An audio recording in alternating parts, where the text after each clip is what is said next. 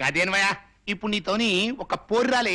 పోరే కంగారు పడకండి అన్నయ్య గారు, మా ఆయన అందరినీ సినిమా పేర్లతోనే పిలుస్తారు.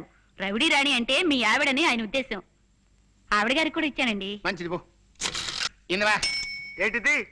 ఇప్పుడు మీ మొగుడు పెళ్ళంలిద్దరు కాఫీ తాగిండ్రలే, దాని తాలూకు బిల్ అన్నట్టు. గదేనవయ్యా డిస్ట్రిబ్యూటర్లు ఇచ్చే డెబిట్ నోట్ అనుకో రాదే.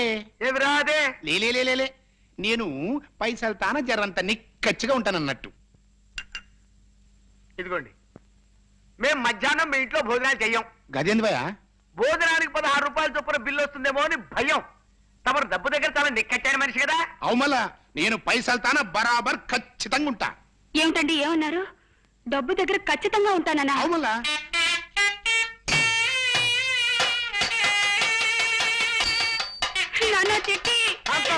ఆవేశపడకు, ఆగిపో.